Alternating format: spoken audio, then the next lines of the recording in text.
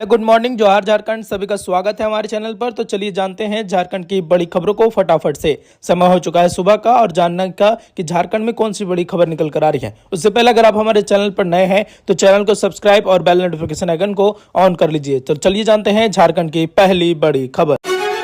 हेमंत सरकार ने खोला नौकरियों का पिटारा। झारखंड में 1 लाख पदों पर होगी बहाली, महिलाओं की फिर हो गई चांदी।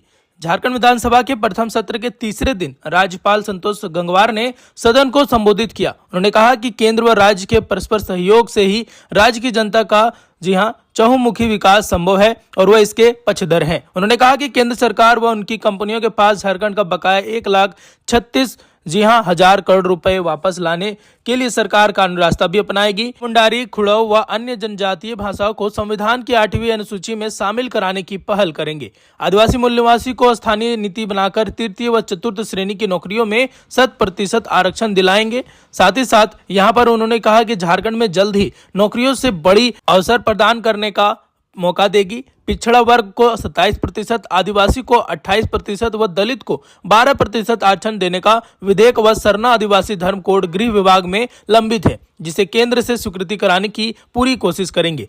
जी हां, खास महल व जमाबंदी की जमीनों पर रह रहे परिवारों को मान सम्मान के साथ जीने का अधिकार तथा गैर मजरूह जमीन पर बसे रेती की भूमि पर 2017 से रजिस्ट्री व रसीद काटने पर लगी रोक हटेगी। राज्य के निबंधित सभी पत्रकारों के लिए प्रशिक्षण, बीमा व पेंशन का अधिकार सुनिश्चित होगा। राज्य में 60,000 पदों पर शिक्षकों, 15,000 पदों पर प्रधान अध्यापकों, विभिन्न कार्यालयों में 2500 पदों पर लिपिकों, विभिन्न थाने में 10,000 पुलिस कर्मियों तथा क्षेत्रीय व जनजातीय भाषाओं को सुदृढ़ करने के लिए उद्देश्य से 10,000 पदों पर भाषा शिक्षकों की नियुक्ति की जाएगी। राज्य में मदरसा बोर्ड का गठन होगा। अल्पसंख्यक कल्याण बोर्ड व उर्दू अकेडमी का गठन होगा। सभी नियुक्तियों में महिलाओं के लिए 33% पद आरक्षित किए जाएंगे।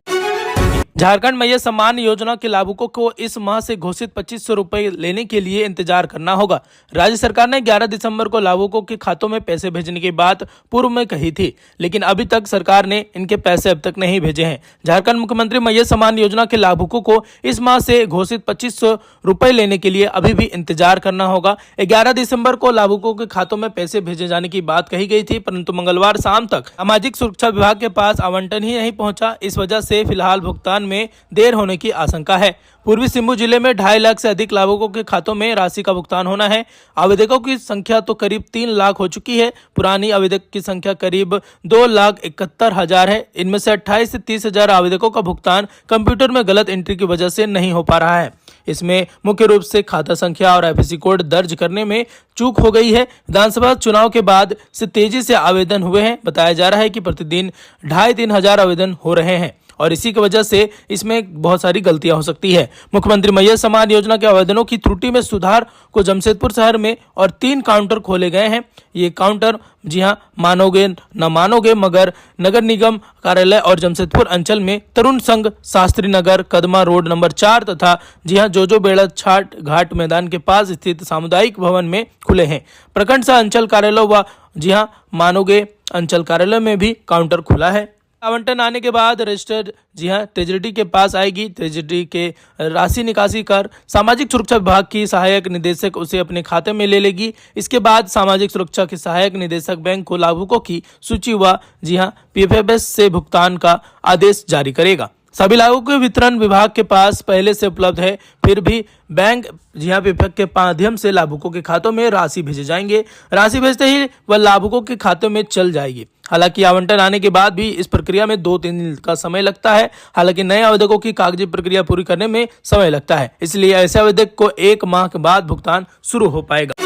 मैट्रिक और इंटर के लिए अगले माह से चलेगी विशेष कक्षाएं। मैट्रिक व इंटरमीडिएट परीक्षा 2025 में शामिल होने वाले विद्यार्थियों के लिए विशेष कक्षाएं चलाई जाएंगी। स्कूली शिक्षा एवं साक्षरता विभाग के सचिव उमाशंकर सिंह ने इस संबंध में सभी जिलों के जिला शिक्षा पदाधिकारी को पत्र भेजा है। जिला को भेजे गए पत्र में कहा गया कि विशेष कक्षाओं का आयोजन प्री बोर्ड के रिजल्ट के आधार पर किया जाएगा।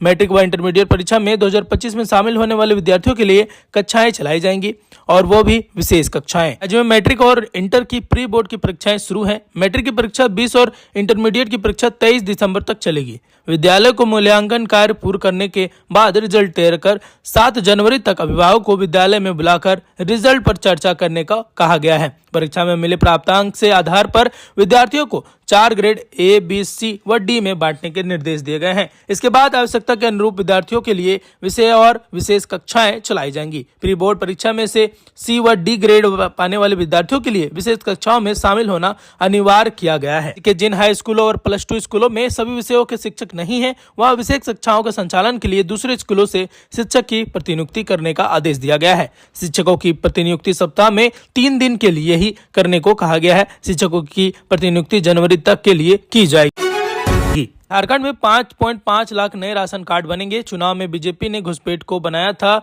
बड़ा मुद्दा। जी हां, झारखंड की हेमंत सरकार ने राज्य में 5.5 लाख नए राशन कार्ड बनाने का फैसला किया है। इसकी जानकारी झारखंड सरकार के खाद्य, सार्वजनिक वितरण एवं उपभोक्ता मंत्री इरफान अंसारी ने दी है। मंत्री इरफान अंसारी ने बताया कि राज्य के लगभग 5.5 लाख उपभोक्ताओं को राशन कार्ड से जोड़ने का कार्य प्राथमिकता के आधार पर किया जाएगा। उन्होंने कहा कि यह भी सुनिश्चित किया जाएगा कि कोई भी परिवार अनाज के अभाव से भूखा न रहे। उन्होंने कहा कि झारखंड राज्य खाद्य सुरक्षा योजना के अंतर्गत चावल का वितरण 5 किलो से बढ़ाकर 7 किलो किया जाएगा। साथ ही राज्य में उत्पादित धान को अब झारखंड के बाहर नहीं भेजा जाएगा। उन्होंने कहा कि सभी संसाधनों का उपयोग झारखंड के लिए लोगों के लिए ही किया जाएगा।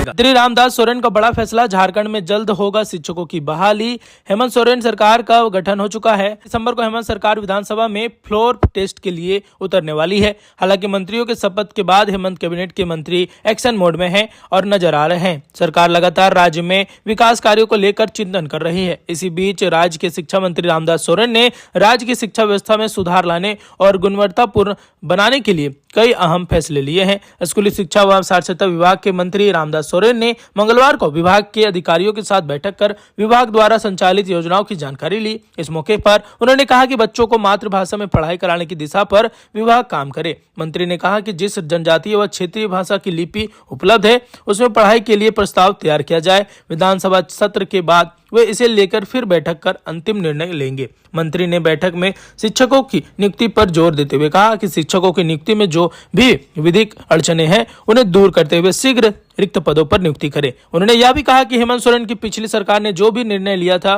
वे जो घोषणाएं की थी, उनका अनुपालन शीघ्र हो। मंत्री ने पारा शिक्षकों, BRP, CRP, कस्तूरबा विद्यालयों की शिक्षकों की समस्याओं को शीघ्र समाधान देने का निर्देश दिया है। झारखंड में पड़ेगी कड़ाके की ठंड, कई जिलों में पारा गिरा। आने वाले 5 दिनों में आपको काफी ठंड का एहसास होगा।